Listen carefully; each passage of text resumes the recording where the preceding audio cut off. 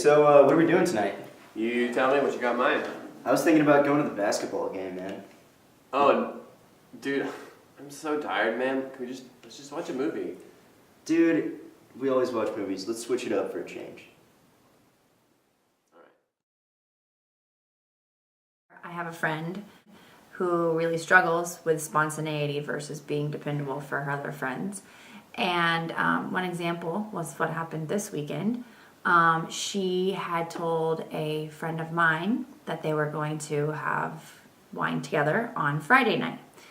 And they planned it the whole week, and then all of a sudden, one of her friends was like, "Oh, we're having a Thanksgiving celebration," and so she was kind of opportunist in a way, and was like, "Oh, I want to do that. Let's go get wine on Saturday night." So she pushed it to Saturday night, and so then Saturday night comes along, and she hears about Dance Marathon, and she's like, "Oh, I really want to go to Dance Marathon. That'd be so fun.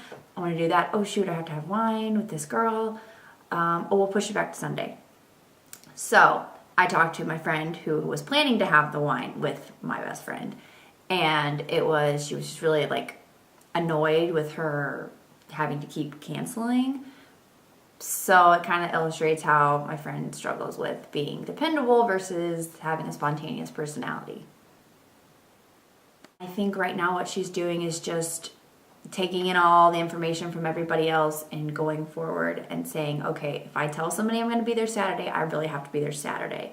I can go do what I say I'm going to do and then suggest that we, for example, go to Dance Marathon together in such a situation. So that's how she's doing it now. She's still working on it. Oh my gosh, that movie was so fun. That reminded me of that one time that we were in Mexico, remember? Oh my gosh. In Cabo. It was just like that. So, yeah. So what are we going to wear tonight? Oh, I'm actually thinking about staying in tonight. No, you can't. This week has been so draining, and yesterday we were out so late. I just kind of want to sleep a little bit and catch up on me time, Okay. I guess I could just call Sandra. Yeah, you haven't seen her in a while. I should see how We'll she's definitely doing. keep you updated of everything that happens tonight. Yeah, please do. Yeah. I'd love that. Okay. Well, I'm going to go get ready now then. Okay, All right, bye. I'll see you later. Bye. I don't think it's healthy to be with a friend all the time. I think that the best relationships are going to be when you maintain your independence, but a set of shared experiences will help you connect with the other person. So, if I go and hang out with a friend, we'll hang out for, 2-3 hours and we'll have a blast, but then we still, lead our own lives. And there's no, hard feelings if we can't meet up for 2 hours the next week or whatever, just because things got in the way. So we're both independent, but you come together, and when you're hanging out, things are great, but you don't need to hang out. My two best friends, but this year I had a new friend come into the picture because she was my roommate a couple years ago.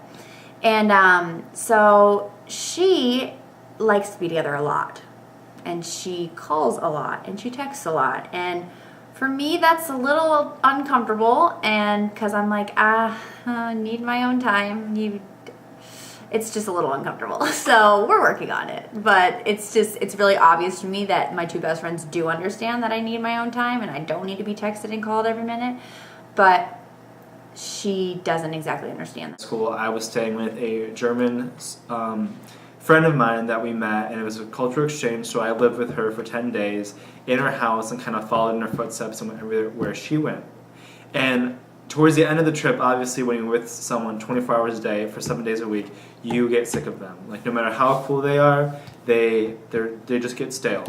And so I wanted to do a day trip with my friends and not have our German host go with me, and so I kind of maneuvered behind the scenes to coordinate with my teachers and the German teachers to make the German kids stay behind so that I could get my space and not be with my German host all the time. Being like a student, She's great. it's hard to tell your friends, I have to study right now, but we're all students and we all kind of get that we have different class schedules and different time, like weeks where we have like a bunch of exams and papers due. So for the most part, for me, I will like go on study dates with my friends where we like actually just go together to the library or to Starbucks or to Cafe Ventana and actually study.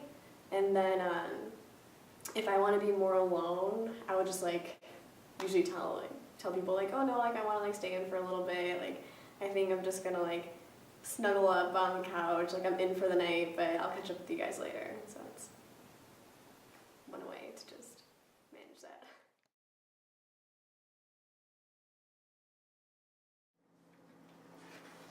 Hey, so how'd that last Theo test go for you?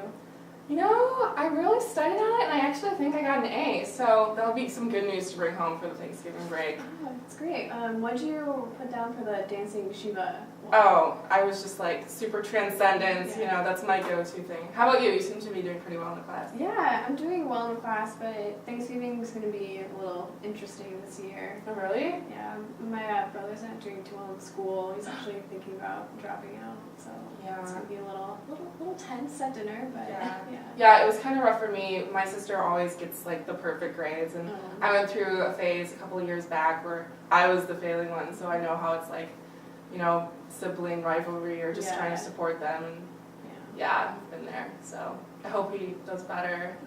Thanks for like getting good with tutor and stuff. There you go. Yeah, that helped me. So.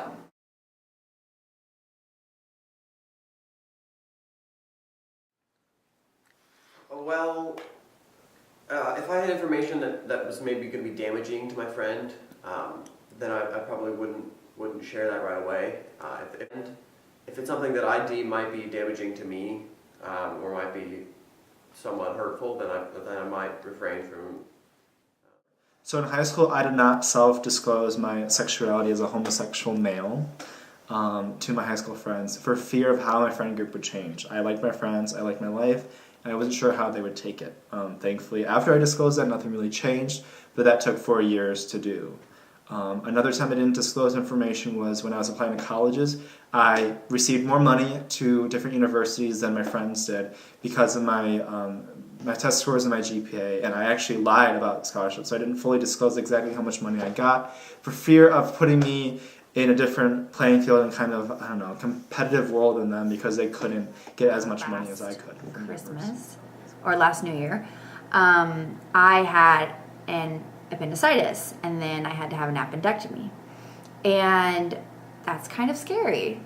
But I made it through it and everything, but I didn't really tell any of my, like a friend I have, for example, in Florida, because I guess it's just not necessary to tell her. Like at that time I didn't call her because I didn't want to freak her out and be like, oh my gosh, you could die, because I don't know, it just wasn't relevant at the time. And also I think you just don't disclose because sometimes you think people are just going to judge you and they're going to have their own opinions about you. Then I probably won't tell them anything at all.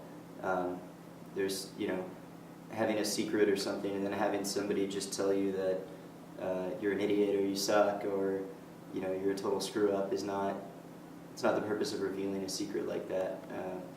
I wouldn't self-disclose to my friend if it was something that she wouldn't agree with or something that would just kind of like worry her or make her. I think sharing information is a pretty key part of getting to know somebody and becoming friends, and that's because that's how we connect. If I know that you have this similar set of experiences, then you're going to understand a lot of the same things that I might be going through or go through in the future. That's going to help us create a more meaningful relationship. So one reason I would share private information is unconsciously to make a connection with somebody. So, for example, you're sitting at a bar, you're sitting at a restaurant, and somebody sits down next to you, and you find out through conversation that you may have some similarities, some similar tastes. That's a time when, if I feel like they're going to be a good friend, that I could share some more to my private. friends so that they can kind of understand what I'm going through, if there's something a little bit more like difficult going on personally or with my family. And usually like I would just tell them like little snippets or like information that's like relevant to them. Like I don't want to like bombard them with too much, you know, but usually I tell them just so that they can maybe understand why I'm not like as peppy right now. And so or if it's like something funny going on in my family, like I could disclose that so we can like laugh and bond over it, so that our relationship has more of like an emotional component to it, that we're not just like people who randomly hang out, like we're talking about things that we're comfortable talking about different topics with one another. Okay, so I think disclosing information to some people really, or finding a common, a shared experience in a sense. So like if you disclose information, the more information you disclose, the more information that you can find to have a shared experience with somebody. So for example, I had a random roommate last year, and we didn't know anything about each other, nothing. We didn't know each other from Adam, but we both went to Spain. And so when we figured that out, when we figured out that we had this common experience, then we started like disclosing our own memories or our own experiences and stories of the guys we met or friends we met or bonds we have from that experience.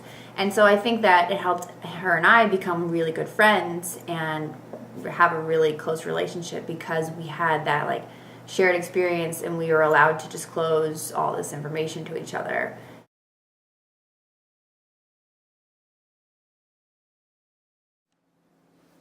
So, if a friend reveals a secret to me, I think there's a sort of reciprocity that goes along with that. Like, it's unsaid, but they expect you to share a similar experience or maybe something that will help the two of you connect over whatever that secret is. So, sort of comforting, I guess, if you tell somebody something and then they say, hey, I've had a similar experience and, you know, this is how I dealt with it or whatever. Or even just sharing something equally important about their life is, I think it's a reciprocal, unsaid reciprocal agreement. If I don't share a secret back at that moment, I definitely will remember that they opened up to me, and I should at one point open up to them if I feel comfortable. Because I think once you get to that kind of point in a friendship where you're telling each other like things that you don't want anyone else knowing, that's when you know you're getting a really strong friendship. So I want to not like return the favor, but like show them that you think of them as a good friend too. So it's kind of like, so they know that you are on the same friendship page as they are.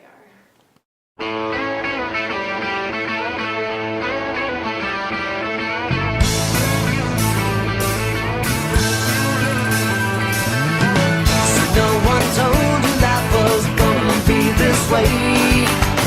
Your job's a joke, you broke your love.